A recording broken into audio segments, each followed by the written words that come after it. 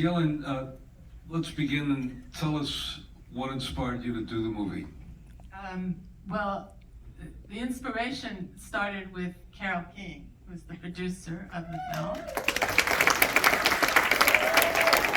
And Michael Rose, who is her husband, and who I met a long time ago. And I think Carole can take it from there because the origins of the film began with that.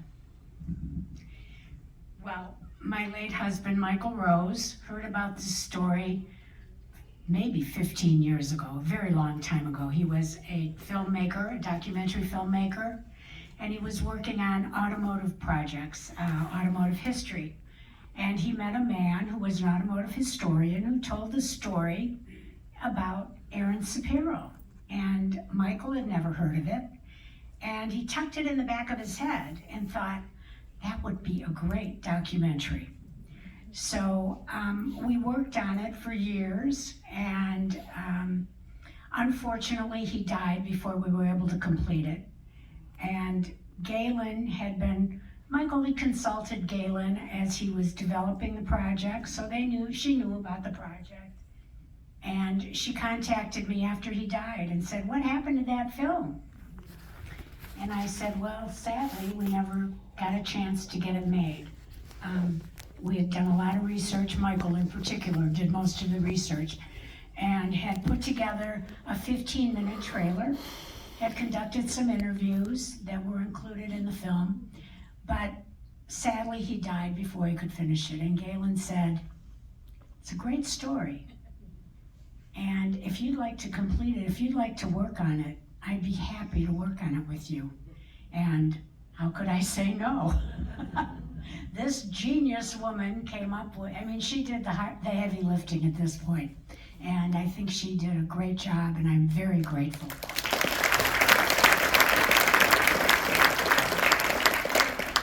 To me, the story was an example of erasure. You know, history happens and events occur, and we don't talk about the one person sometimes who created and is responsible for times the history changing. And this is a story where many people know about Henry Ford and his anti-Semitism. How many here never had a Ford car? We never had a Ford car when we were growing up, you know? But they did, and they knew about the apology, but they didn't know who instigated, and they didn't know they didn't know the story of the lawsuit. And I felt that the real protagonist of this was not Henry Ford, but Aaron Sapiro. And that's how we changed it. I think originally the title was The Trial of Henry Ford, and we ended up making it Sapiro versus Ford, the Jew who sued Henry Ford. And I think it was very important that we honor and acknowledge the courage that Aaron Sapiro had to go and challenge the second richest man in America, Henry Ford, after Rockefeller, the most powerful then, and be able to do it courageously and alone. I mean, he didn't have any support, and he decided to do it on his own. But we should notice, and you said it in a very important way, the Jewish establishment was afraid of the trial. And the wise men, as it were, and we'll talk about men at that point, the wise men said, don't do it. And it took one tough Jew to go after him. And I think you did that. I want to make one historical point, which is critical to understand. Detroit was the center of anti-Semitism in America in the 1920s. And remember, in the 1930s, this was the home of Father Coughlin. Now, I want you to understand, imagine if Father Coughlin had the echo chamber of the Dearborn Independent under the leadership of Henry Ford, as we're heading into the 1930s. Think of that historically, and think of how that empowered would have empowered Coughlin and Ford to go 1, 2, 3 steps further. So that's, again, something for which we have to be deeply grateful for it and really understand it. What was the most surprising thing for you in making the film? What was the most surprising? I think, well, the most surprising and probably the most rewarding part of it was deciding how we were going to portray Aaron Sapiro. Carol and I both talked about this, and there were only a few photographs. There was certainly no moving footage of Sapiro. I very strongly did not want to create a film with talking heads and voiceover characterizing Sapiro. And Michael Rose had done an amazing amount of research of Sapiro's interviews and speeches, and then Carol kept finding them in these sheaves of documents that Michael had. And so we said, you know, he spoke incredibly eloquently on his own. Why do we need anybody to talk about him?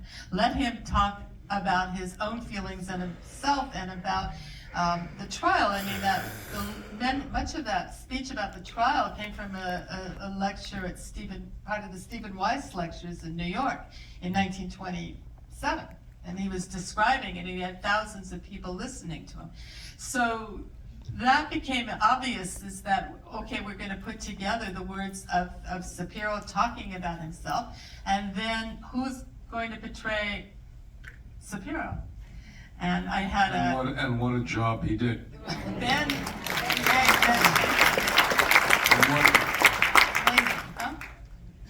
Talk about working with him. Well, it was funny because I was at a dinner one night. I don't know. It was like there was like the producer from Law and Order, and then the producer from Billions. We were having dinner, and I don't know if you know the comedian Louis Black. And so we were all at dinner, and I turned around to these guys and I said, "I need an actor, and I need somebody to play Aaron Sapiro." And they all turned around and they went, "Ben Shankman." It's like that was a done deal. And then it was just a joy. I mean, Ben had a lot to contribute in his ideas of how he wanted to portray Sapiro. And when you have a really, really good actor like that, you just stay as a director behind the scenes and let them go. You know? Sometimes the wisest thing in a film, as a filmmaker, sometimes the wisest thing is to let the talent come forth and stay out of the way. Don't get in the mix. That's exactly. Now, I'm going to ask you, how did you resist? One of the things that I appreciated, and I think the entire audience appreciated, is the echoes to contemporary times. But you didn't do too much of that. You did just enough to trigger our imagination, but not too much to sort of become preachy. How the hell did you resist the temptation?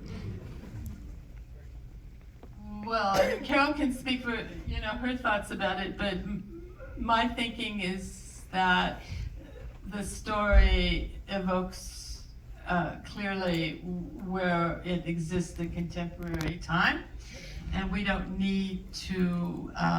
Again, we don't need to preach about it, and we don't need to create a propaganda machine. It says what it says, and there are many, many lanes of hate speech, not just one, you know. So anybody can attach what they want to it, but the hate speech and the vitriol is something that is condemnable in any area.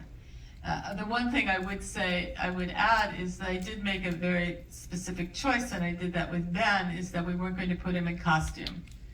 We weren't doing a period piece. I wanted Ben as Aaron Sapiro to be very much a contemporary figure because his words were contemporary and they resonate. I mean, what he was saying in 1924 at the beginning of the film about racial intolerance and ignorance and hatred, it was today. And it was 100 years ago. Right. That was 100 years ago. 100 years ago. Yeah. I mean, incredible. But the other part about the ending, which is very interesting, was he never lost his faith in America. What? Well, we loved his talking about democracy, not just in politics, but in your everyday life. I think that speaks to us